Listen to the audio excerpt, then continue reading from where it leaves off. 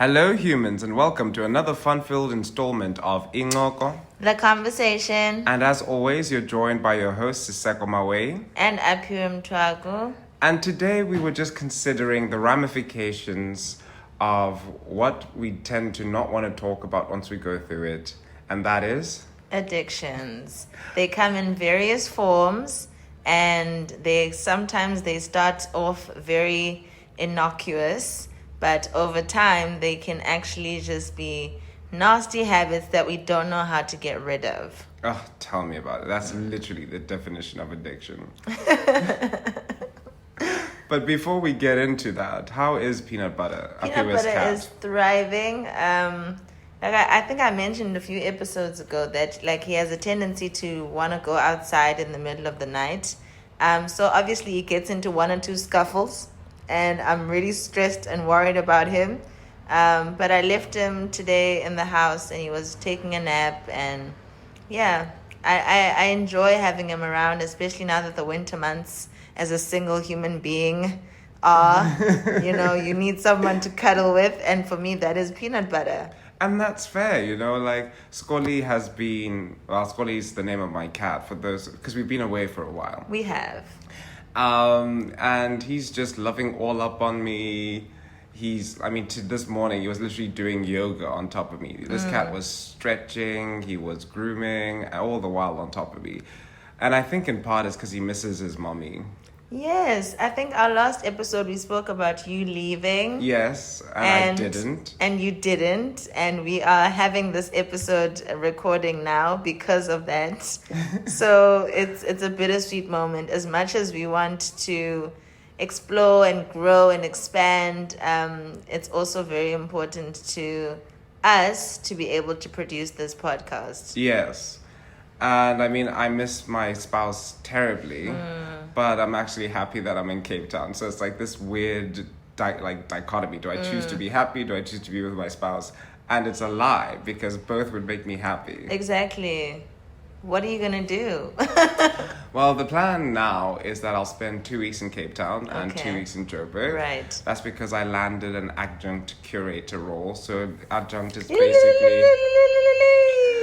So basically, an adjunct is somebody who works alongside a gallery or museum, or, for example, gets brought on for specific projects. But so far, I've been brought on for now May as well as June, and I'll see what happens after that. Hello, Scully. Okay, now he's on the table. Yes.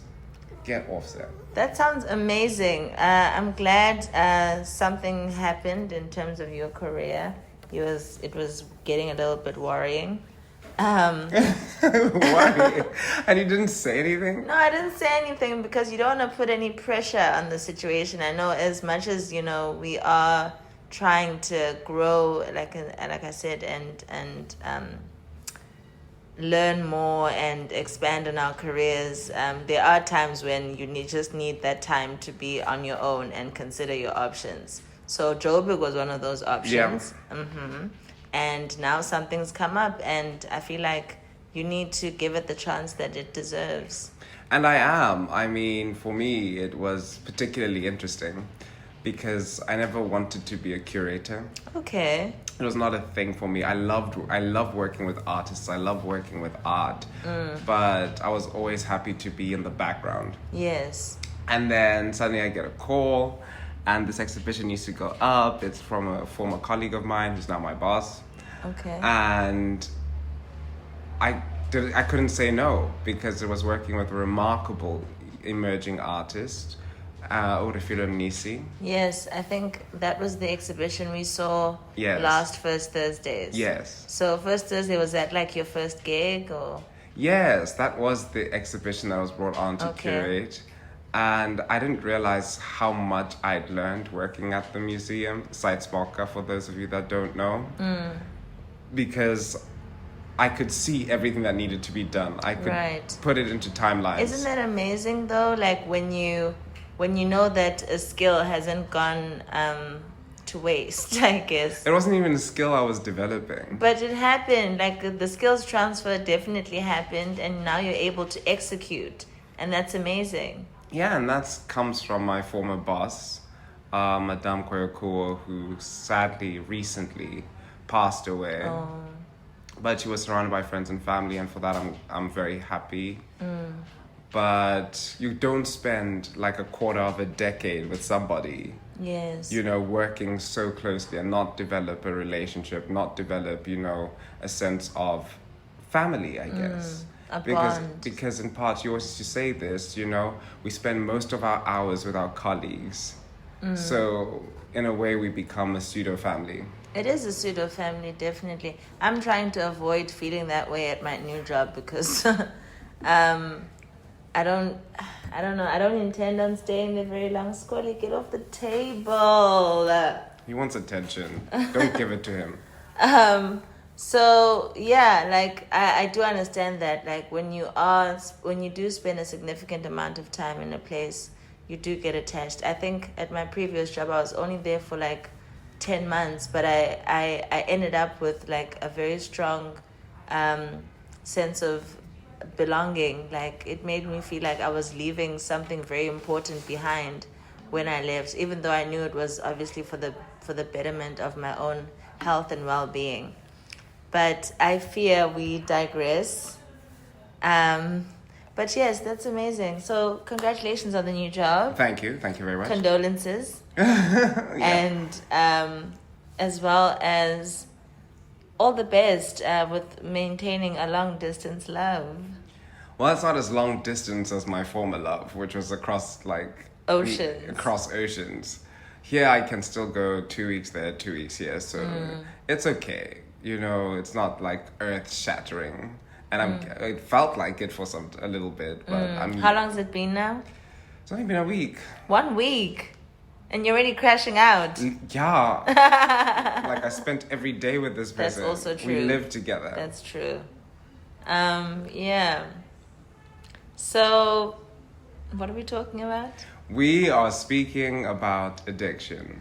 The good, the bad, well, not the good, but the feel good. The feel good. The bad. The bad habit. And the ugly. And the ugly consequences. Okay. All right. So I am no stranger here. I think my journey with sobriety has taught me a lot, and I have been looking at my life for the past 10 years because I dealt with a lot of different like addictions at different phases in my life. Yeah. Okay. So which one do we start with?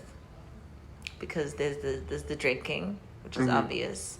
And I think, like I told you recently, I switched operating systems. Yes. And I got these images that I had back from 2016. And I didn't realize how much of my social life was dictated by my addictions. And there was a video of me speaking and my voice was completely gone from a night out, probably drinking and smoking and socializing. And I was like, oh my God, my health. Yeah. My health, like, was I not aware of like the impact that this was having on my well-being? But yeah, it's been a journey, and it's very hard to own up to that, because I think my turning point was when I went home. I think it was a few years ago, and I got home and I was drunk. Like I had 2 flying fishes. Fish. 2 flying fish. I had 2 flying fish, and I was buzzing. And they asked me, they were like, my uncle sat me down after that whole ordeal, and he was like, how often do you drink? And I had to sit there and be like, honestly, as often as I can. Yeah. And he was like, do you smoke? And I was like, yes, I do smoke. And then he looked at me, and he was so earnest. He looked at me and he said, alcohol is not cool. And I was like looking at him like, you know what, you're right. It isn't. And that's the thing, you know, like we talk about, you know, like drugs or like other forms of substance as these dangerous things. But we've made alcohol this normal thing. Alcohol's a poison. That's exactly what I began to feel when I started like thinking about going into sobriety, it was a long journey. I didn't just decide one day I'm just going to stop everything. I had to evaluate, and I literally started feeling like I'm ingesting poison every weekend. And for what? To get a feeling of like, not the feeling of social anxiety or something other than feeling anxious when I'm in the middle of a crowd with people. But then I quit and I realized, no, actually, I'm actually a very confident person. I can enjoy myself without poisoning myself. Yeah. And it's interesting because I still go to those places, not as often as I would, obviously, then. But I started to really sort of interrogate, like, why was I doing this? And the answer was very harrowing for me. It was genuinely because I wanted to seem like I was a part of something. And that's the thing, like, you don't even realize it, because for me, mine just developed very quickly.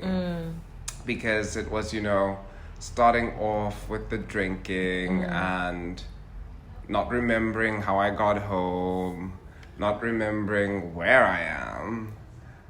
At one point, I think there was a point that outside of the club, I was feeling silly while drunk, and I decided to crawl to the cab. Like, it was stupid. Right. It was absolutely stupid. It was an awful time, but I made good memories within it. And I think that's the difficult thing, because you're able to develop these purportedly good memories, but these purportedly, great times, but you're poisoning yourself. You're not really enjoying it. So mine began as more of a dependence than anything else, because it took me a while, but I realized after some reflection, getting sober, that I didn't like the places I was going to. I didn't like a lot of the people that I was surrounded by. Like Surfer Rosa. Sorry. You're remembering Surfer Rosa? Yeah, I remember you were like, what did you say it was? You sounded like you're not having a good time. No, I mean, I generally have a good time at Surfer Rosa. It's just a nice place. It's just that day had been so long, because I just put up the exhibition, we did the opening, we did the speeches, you're managing things, you're managing, people coming to visit, relationships. And then you go out afterwards to Barbie, and then you're chilling there, you're listening to the DJs, it's full, it's packed. So by the time I got to Surfer Rosa, I was totally socialed out. I was overwhelmed. So for context, this is the day we went out for First Thursdays. It was us and a bunch of friends. And I think I got there a bit late because did I have work or something?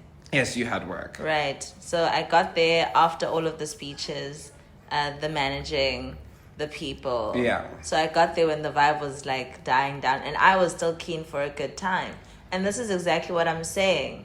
I cannot guarantee that I would have as good a time as I can when I'm sober when I was drinking.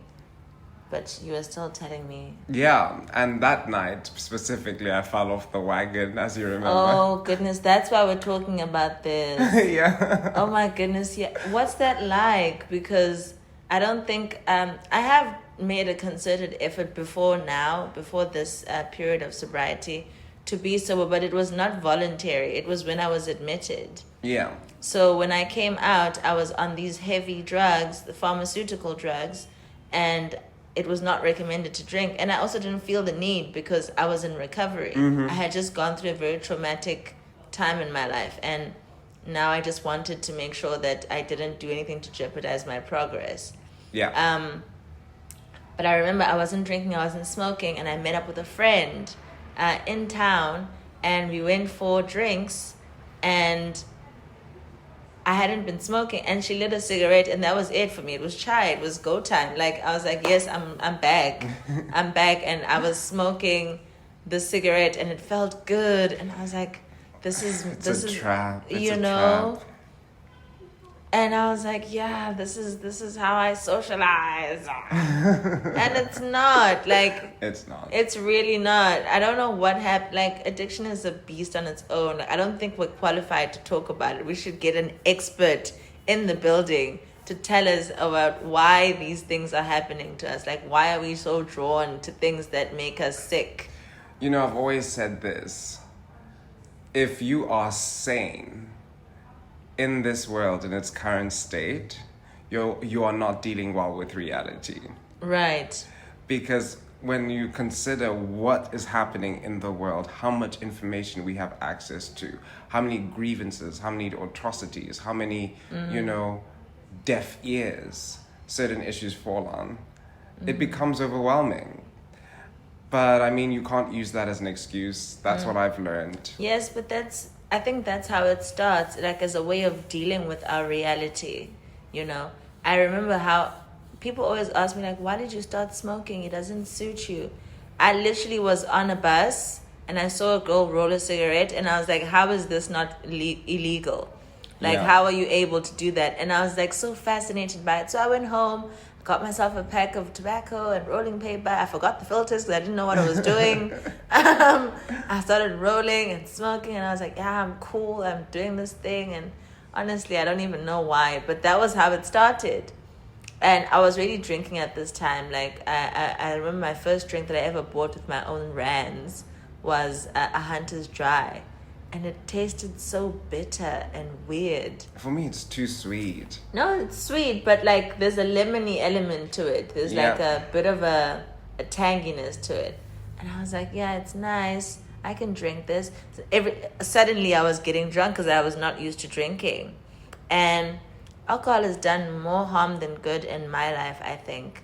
As much as I've made friends and made connections and, like you said, obviously memories, there was a period where I was drinking so much. There's a photo of me lying on the kitchen floor at Sam's. Oh my God. And eating these crackers off of the floor. Yeah. Do you remember that day? Oh, that was bad. And it was coupled with, like, this is how I was dealing with the fact that I was feeling rejected by a boy I liked, and this guy did not see me. Like, he just did not see me, and I would go out every night, like, hoping to, like, bump into him. For what? I don't know. It was just an obsession that was weird. And I think it also speaks to, like, these addictions that we have. Like, you can also be addicted to a whole human being. Or the way they make you feel. And in this case, it wasn't a very good feeling that I was feeling, but it was something other than feeling like I was unimportant, uninteresting, dull, and I don't know. Do you know what I think it is? Yeah. It was a slight feeling of rejection that was like, I'm going to conquer this cow. Well, do you think that's what it was? Because that's very... Ego. That says a lot about who I am. Not necessarily. It could say a lot about what was happening in that situation at the time, right? But doesn't necessarily have to say anything about you as a human being, because we weren't operating as human beings. We weren't operating as adults. We were children, and we were children facing real issues. And if you remember the time contextually, it was also like the time of I guess a lot of people's political awakening. Yeah, roads must fall, fees must fall, trying to get your studies done, being poor, trying to make your parents proud, them not understanding the context of, like, your life at the time. Yeah. Navigating social spaces, you're navigating class, race, gender, sexuality. Yeesh. So a lot was happening. Navigating being a human being. Pretty much. And I think it was in those formative years we were the most vulnerable to our whims, you know. And I think now, having grown, I think so much of the past 10 years have been about that growth and still navigating, but also coming from a place of, like, you've done a lot of stuff. Yeah. You've done the drugs. You've done the drinking. But now let's talk about the drugs. Because I wouldn't take them unless I was drunk. See, alcohol is the problem. I feel like alcohol is the real culprit here. Alcohol is a gateway drug. It actually is. So people say weed is a gateway drug. Nah, alcohol is the real one. Alcohol takes the cake, bruh. You wouldn't take them unless you were drunk. Yeah. Yeah, because remember, we would go to all these places, we'd have a purportedly good time, and there was just always drugs around. Wow. And that's the thing. I mean, I'm not going to say I regret it. Right. Because now I'm stronger and wiser because of it, and I had it very early on. Mm-hmm. But there's still something nagging in the back of my mind. You know, not a craving for the drugs. Okay, not a thank craving God. for the drugs, but just that time. It's not necessarily regret, but I wish I could go back to that time and just have a good time without any of these substances. Wouldn't it? It would have been nice. It would have been a nice, wholesome experience. But when I look back, I feel like so much of our social, how do I say it? Like the time that we spent socializing was centered around those things. Yeah. It was centered around the alcohol, around the weed, around the cigarettes. We made whole friend groups who did the same thing. Like we like attracts like, and we would cling to them because we felt a sense of like identity when we were a part of those groups. Yeah. And now, the older we get, you start to realize you don't really need a whole group of friends. No. You know? Like for me, when had a group of friends, it was very difficult to maintain my own self within that. My internal world and external worlds were not compatible. Right. But now I realize that I'm more of a one-on-one type of person. Yes. Where it's just like I love am that friends. you've gotten to that. Like I'm friends with you. Right. I don't have to be friends with your friends. Right. And I don't have to be friends with, like, I don't have to always bring everyone together to have a good time. I can build those individual relationships. I think, do you think that comes with the growth that I just spoke of? Like, the older we get, the more we become, we understand ourselves a little bit better. Yeah. And we move a little bit differently. And you realize you don't need the social crutch. You don't need to be inebriated to hold a conversation.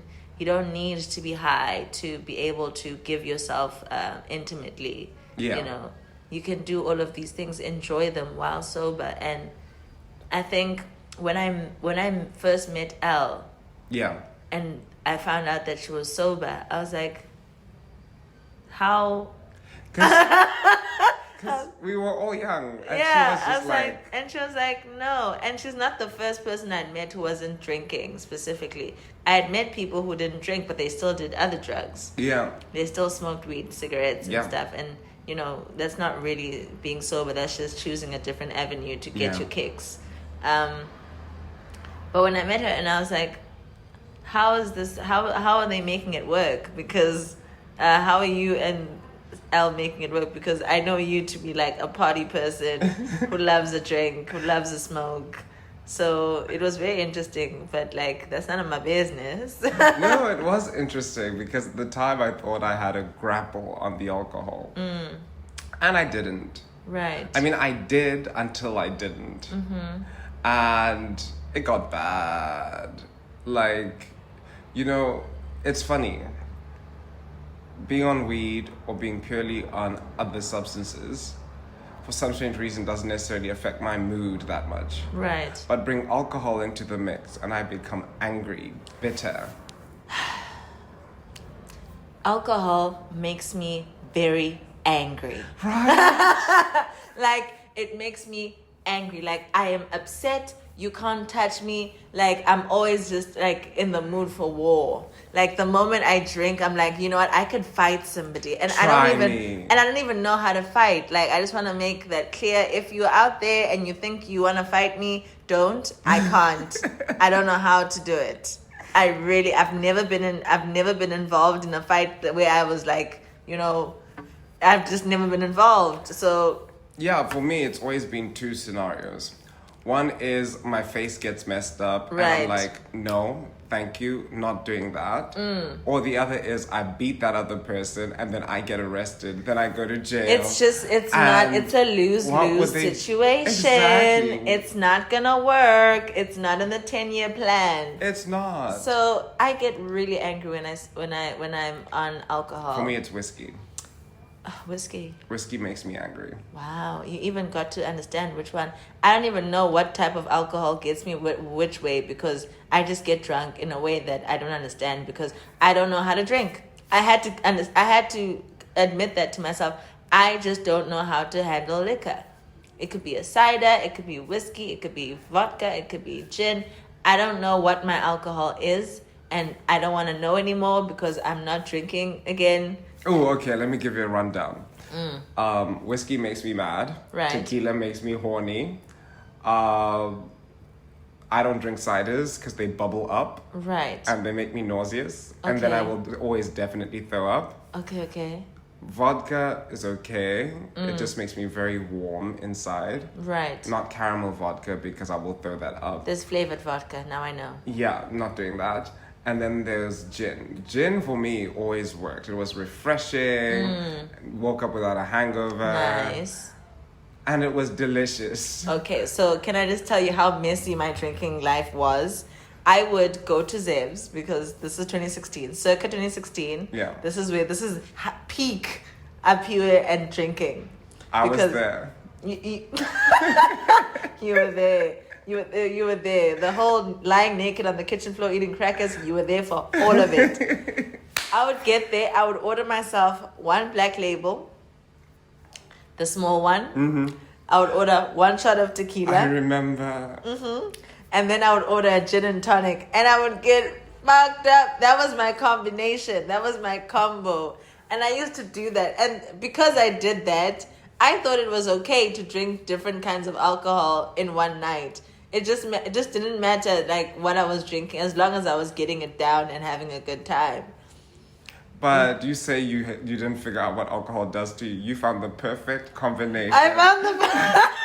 I literally found the perfect combination. For me, it's taste and mood. For you, it's how best to get fucked up. Right, how best to get fucked up. One black label, one tequila, one gin and tonic, whole night. Because I would only be there from like 9 until 12. Yeah. So that 3-hour window, You'd be buzzing. I'd be with a drink. You'd be buzzing. I'd be with a drink and I'd be buzzing. And then I would do questionable things afterwards. Make bad decisions. And Oy. that's why we are here now. Now my combo is one Red Bull, one Coke, and one bottle of still water. Yes, queen. Yes. That is my combo. For me, that it's is sparkling. Sparkling. Yeah, they don't have sparkling sometimes in certain places. No. They always have a sparkling for me. Okay. I don't play around with my sparkling water. Where was this place that we went to? That Babby place. They didn't even have Coke. I had to buy like the virgin beer. Yeah, it was it a Corona Zero Extra? What No, it was a Heineken Zero. Heineken Zero actually tastes quite good. Like I've like now that I'm in sobriety mode, I'm drinking non-alcoholic beers. Yeah. I'm like, this is so much better than like alcoholic beer for me. Do you know what I mean? Because beer is the one thing that will always give me a massive hangover, no matter how much I've had of it. Right. And I don't know why. It might be the wheat or the barley. For me, it's like I looked at that video from 2016 where my voice was gone, and I was like, how did I not see that this thing was ruining my life? Because it felt like it was gluing your life together. Oh my gosh, like, oh my goodness, like, I wanted to go back and reach out to that 20-year-old me and be like, you really don't have to do this. Mm-hmm. Like, it's gonna be okay. Mm-hmm. I know life is stressful. It feels like everything is happening all at once, but you're gonna be fine. And if I had the knowledge that I have now, then most of my relationships would have gone 10 times better. Yeah. Because I found that alcohol was ruining my friendships. It was ruining my relationships because I would get drunk and then drunk call people and make videos about stuff and have all these opinions that I wouldn't otherwise hold when I was sober. And on that note, I think would be a good point in which to let our listeners go. Thank you for joining us for Incoko. The conversation, and until next time. Bye. Bye.